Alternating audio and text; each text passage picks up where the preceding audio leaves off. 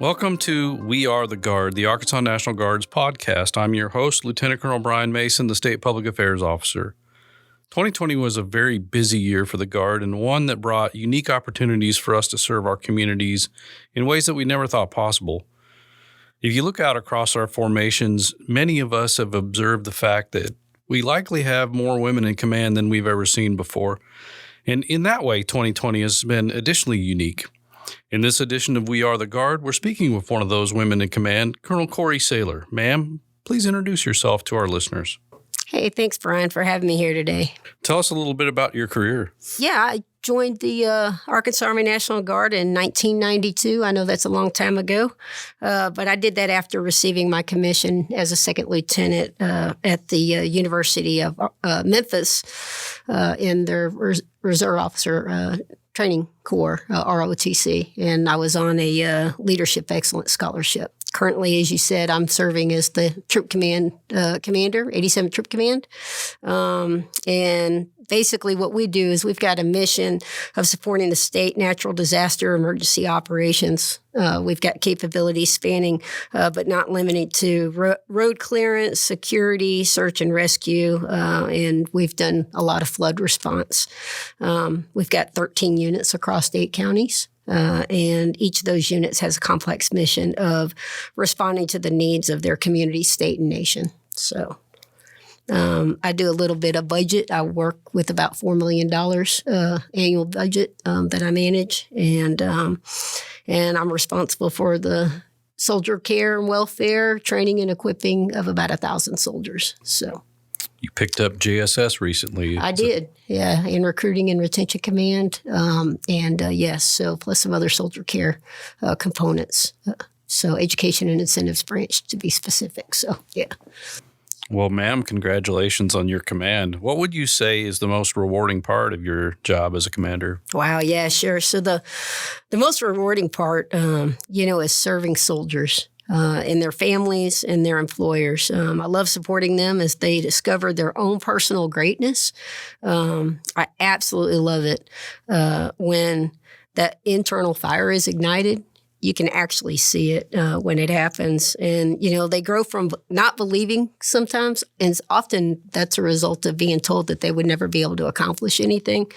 And they go from that to this mantra of dare to dream, share the dream, and just basically telling the world, sit back and prepare to be dazzled. So it's an amazing. That's the happiest part of the job right there. I love it. So certainly, command has its challenges. Can you tell us about those? The challenges are what make it rewarding. I try to tackle challenges and obstacles. I see them as opportunities, because that stumbling is kind of where we grow. Probably the hardest thing that, I've ever had to deal with, and I think many of us, is whenever we lose a soldier. That's the hardest part of just being human, I guess. So. Do you ever really feel like, as a commander, you're not on duty? Never. Yeah. So I don't really see things as duty. And, the reason for that is, it's a sense of service, right? And so with that, there's not really any duty hours. If my phone rings in the middle of the night, I tease people I don't have a life, but if my phone rings in the middle of the night and somebody needs something, I'm there. So from that aspect, no, not really, but that just comes with that sense of service. So how do you approach this work-life balance thing that we're always talking about, especially in a command, an 06 command nonetheless? Yeah. So, I see a lot of people that are, they're a parent or they're a spouse or both, or single parent, and so I'm not traditionally, I don't wear those dual hats. I do wear many hats, but with regard to that, I'm not a mother, I'm not a parent, I'm not a spouse, but I'm a daughter, I'm a sister, I'm a sister-in-law, I'm a niece, and I'm a really dang good aunt. So, yeah, to some awesome nieces and a nephew. So, but, you know, the other side is I'm also an artist. And that's a little bit different being in uniform. I know you obviously are very creative with what you do, but, you know, I actually paint, and I paint portraits of dogs. Primarily. And then I commission those portraits with the proceeds. I just donate that. I can't sell my artwork, so I donate the proceeds to the certified training of service animals for veterans. So that's just another way that I like to serve and it's a great cause. Keep in touch with my artistic self. So, but you know, striking that work-life balance, you know, it's not easy. It requires deep work. It requires discipline. It requires resilience, knowing when you got to take a break. It requires clarity of purpose. And, you know, my purpose is, you know, I do have clarity of purpose, and my purpose is honoring my father by serving those who serve. And, you know, I know as long as I'm doing that and I'm doing it in the service of others, like I said before, that's my passion. That's my purpose. That's my calling. And so it's not a job. It's not a job for me. It's more than that. And, you know, leadership in the service of others isn't, you know, defined by the duty hours. It's not defined by assignments, and it's certainly not defined by, you know, me happening to be in uniform. You know, that's a means for me to serve, but it's not my whole identity. So, you know, with that, that's my way of life. And with that being my way of life, that's how I strike that balance. So, my father served in the Air Force during Vietnam. Mm-hmm. Met my wife in the service when we were on active duty stationed at Fort Carson, Mm-hmm. Colorado. She's a better soldier than I ever thought about being. Right. And so I married up big time. My son now, despite my misgivings, is serving on active duty, just graduated Sapper School. Yeah. Looking to go to Fort Bragg. Yeah. And so the warrior cast always comes into conversation from Mm-hmm. time to time. And so you mentioned your father served. Tell us more about that. My dad, we moved around a whole lot. My dad, he dropped out of high school when he was 17 years old. He was flat-footed. He was colorblind. He was about 6'4", weighed less than 170 pounds, so he was underweight. And he had 9 toes because he shot one off in a hunting accident. So drops out of high school, and he goes to the recruiter in Indiana. He never saw the ocean, never seen an airplane. And he joined the Navy because he liked their uniforms the best. And, you know, the early 1960s, you know, they wore the dungarees. So bell bottoms were in back then, I guess. So anyways, but yeah, so, you know, it's crazy. Like I said, he'd never seen the ocean. He'd never seen an airplane. They put him in aviation maintenance in the Navy, and he did that and provided for our family very well. Retired as an E8 senior chief. And, you know, when I was knee-high to a grasshopper, that's all I ever wanted to do was be a senior chief like my dad. He wouldn't have it, though. So, yeah, he insisted I become an officer. So He'd call you captain if he saw you now. he would. He would call me captain. No, he wouldn't. He'd call me other things. But, yeah, so. So. Well, transitioning back to the recruiting question, you know, our recruiters are really good at what they do, and telling young recruits that all you have to do 1 weekend a month and 2 weeks in the summer might not necessarily be accurate for folks who make it up in the rank, at least to maybe even sergeant or higher. Right. And we've had some challenges with COVID-19 in that we're rescheduling some drills or we're missing out on some key training opportunities. And now it's 2021 and we're rescheduling some of that. Right. And it's had an impact on not just our families, but certainly our employers. When you look at the 39th going to JRTC for almost an entire month, and you look at some of the 142nd units are now doing a MUTA 16, 8 straight days of drill. And so you have undoubtedly had to talk to some employers. What do we say to our employers today about the frequency and duration of drills? So I would tell you part of our planning consideration in everything we do is the impact, not only on our soldiers, but their center of influence. And so I think oftentimes we see a soldier, we see them as an employee. And we see them as an employee of maybe a bigger company, but that's not always the case. I mean, a lot of times it's a very small team that they work with. They may actually be the owner of the business, and what does that look like? So, we look at everything from that perspective. I think that we owe people, one of two things. We can either give them predictability, and in absence of predictability, we need to give them flexibility. I know that sounds pretty basic, but I think between those two things, I think we can manage and get. I would tell you that I believe that with COVID-19, we've also gained a lot of efficiencies. And I think that we've also gained a lot of ways of getting things done to give people the flexibility that they can accomplish other things, maybe in a different way, and so we've I don't have any of the complex collective training events within my brigade. I do have some units that'll be supporting those other units, so I do have soldiers that'll be going JRTC. I've got a couple of units that'll be there for that in support of the 39th and in some other aspects. But we've had plenty of predictability in that case. So soldiers have known, employers have known, and I always let soldiers know that if I need to talk directly to, just to say thank you. I mean, we've got an award program for employers just to tell them thank you. Whatever we can do to show our gratitude and our appreciation.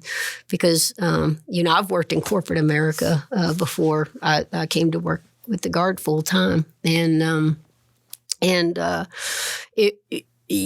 I worked with a lot of people that had never served, and my boss always felt like supporting me in my service in the Guard was his way of supporting, his way of serving, and I never took that for granted. And I've, after being in that world for 13 years, I still carry that forward with me, and I think I bring that perspective in the eyes of my soldiers and their families, but I think as commander, I can give them either the predictability or the flexibility that they deserve. What would you say to young women who might be a little unsure about such a challenging career and might think that the military just isn't for them? So, whether you choose to serve or not, I would tell anybody, not just young women, this, but I would tell them, try to get out of your comfort zone. That's where the growth happens. You got to be willing to look silly sometimes, and you got to be willing to accept those challenges. Like I said before, look at them as opportunities to grow and learn. Be willing to take those risks. But if you stay in your comfort zone, chances are real good you're complacent, or worse yet, you're stagnant. And so, I think the military, in general, it calls a different type of person who likes a challenge. So I don't know necessarily, I don't know necessarily that would be a situation. I do know that I deal with soldiers a lot of the time and have throughout my career, with lack of confidence, not believing that they could do something. And a lot of times I discover that that's because that's what they've been told. And so, like I said earlier, teaching them, you can't instill greatness in somebody. As a leader, I think it's our responsibility to help people realize their own greatness, not instill greatness. They've got it in them. We just got to help them realize it. And that's leadership in my mind. So I sometimes hear that we're a microcosm of society, but we're an all-volunteer organization. So how can that really be? And there's a lot of things that people see when they see the Arkansas National Guard, when they see the Army, when they see the Air Force. They see certain cultures. Right. What would you say to young ladies about your experiences with the military culture overall and perhaps how it's changed over the years for the better and continues to change and grow? You bet. Wow. So I'm just going to go back to my first day in the Arkansas National Guard, because that still sticks with me, and it really shaped who I am today. I remember that first day, and I reported for duty down in Lake Village, Arkansas, which is way down in the Delta. Okay. It was a little over 200 miles from where I lived. I lived in Memphis, Tennessee. As I mentioned, I was, working, I worked as a graphic designer. So, but I showed up to my 40 soldier platoon of combat medics. It was a medical unit down there then. I was equipped with the brand new commission as a second lieutenant, and I was equipped with an art degree. And what I didn't have was a clue of what to expect or what I was doing, right? So, and I met my platoon sergeant. I'll never forget him. He was a E7 Sergeant First Class. Don Ogilvy was his name. And, I don't know why the military is set up, but why do you take somebody straight out of art school, give them a commission, and all of a sudden they're in charge of an E7 that's been doing this for a lot of years. He had done multiple tours in Vietnam when I was still in diapers. And I'm supposed to lead this guy. And that realization hit me that day one.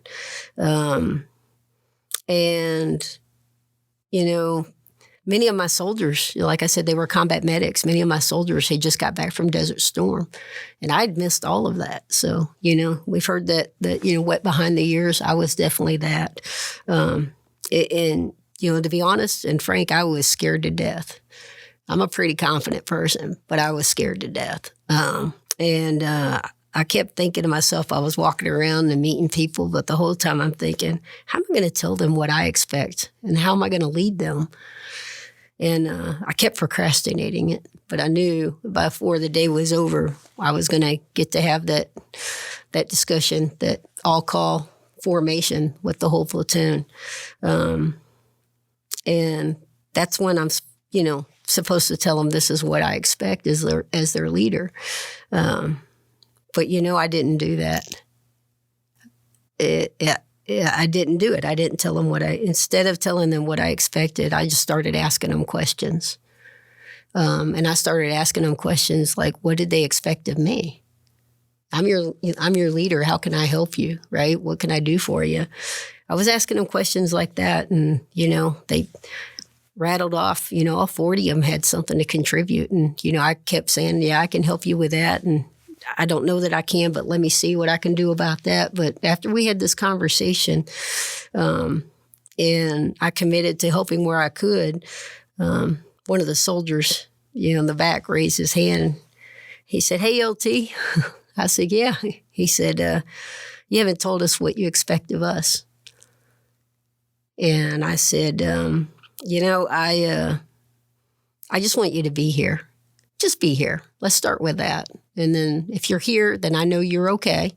And then everything else will happen. But I just need you to be here. And, for almost 29 years now, I've been taking that same approach. It's been magical because, it's created, I mentioned a learning environment where people are free and willing to make mistakes. It's a creative environment. And we have to allow people, ourselves included, to be able to make those mistakes, but we have to own those mistakes and we have to talk about those mistakes. After action review is a good example, but doing it even on an informal basis so that everybody can grow and learn from the mistakes that I've made or somebody else has made on the team. And so it's very non-judgmental. And as a result of that, it creates an environment and a culture of trust, especially if a leader can humble themselves and say, I own it, I screwed this up. And boy, howdy, have I had to do that over the years. So still do it today. Ma'am, making it to 06, Colonel in the Arkansas National Guard, and but brigade commander is certainly huge accomplishment. So what has prepared you to get to where you are? To what do you attribute these successes?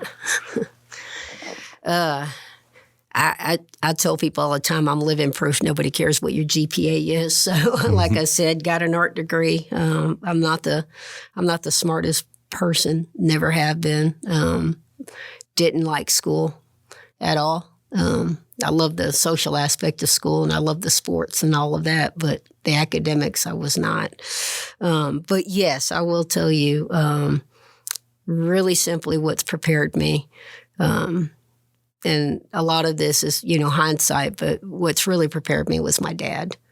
I mentioned that he retired after, more than 25 years as an E8 senior chief in the Navy. He was aviation maintenance. He took a huge risk, and, was willing to travel the world. So, but, he taught me at a really pivotal point in my life. I finally grew tired of fighting as a kid. And fighting bullies. And I had a lot of bullies that would make fun of me because I was born with a birth defect. I was born with a bilateral cleft lip and palate, and which essentially means I had a hole in the roof of my mouth. I was missing, I didn't have an upper lip, and I was missing the lower portion of my nose. And clearly I've had a lot of reconstructive work over the years. But I finally got tired of fighting. I was about 12 years old. And my dad taught me that I was asking the wrong question. He said, you see, you keep asking why. Why are people making fun of you? Why was I born this way? Why? And he said, baby, I've known people that have lived their entire lives asking why, and they never get an answer. He says, you're asking the wrong question. And I remember saying to him, what? He goes, you're asking the wrong question. I said, what are you talking about? He says, I said, what? He said, yeah, exactly. He says, you don't need to be asking why. You need to ask what? And he said, what, you need to ask yourself what happened, right? And in the Army, that's kind of like that's our problem statement. This is so genius when I look back on it, but what happened? That's like our problem statement. The next thing that he said I needed to ask was, what are you going to do about it? Well, what's that sound like? Course of action development, start solving the problem. So you start solving the first what. The third what was, what are you going to do to keep it from happening again? Right? So what's the problem? How are you going to solve the problem? How are you going to prevent the problem from occurring in the future? And then he looked at me and said, baby, you're my daughter and I love you. And he said, but what do you need from me? And those were my 4 whats. And I was 12 years old. And I've carried those with me ever since. And like I said, I've been honoring my father by serving those who serve since 1990, when he died at the age of 47, shortly after retiring. And I've done that not by asking why, but I've been honoring him by asking what. So. That's great, ma'am. Yeah. It's a great story. Yeah. You've got lots of soldiers of yours listening to this every You don't get the battlefield circulation that you would hope for every weekend. And the podcast doesn't let me hug them like I like to either. What would either. you tell them? I would tell them that life is a team sport. It's not an individual sport. And right now, I'm really concerned that, we have people that are isolated. I think a lot of people serve because of the family, the camaraderie, the sense of belonging. And I think we've done a decent job of being able to bring soldiers back into the fold and getting a sense of normalcy. I personally want them to know that, I'm grateful for them. I'm grateful for their service. And I appreciate and adore and love every single one of them. And I just really want to know, what can I do for them? We're speaking with Colonel Corey Saylor, commander of 87 Troop Command. Ma'am, thank you for joining us on our podcast today. Thanks, Brian. Appreciate it.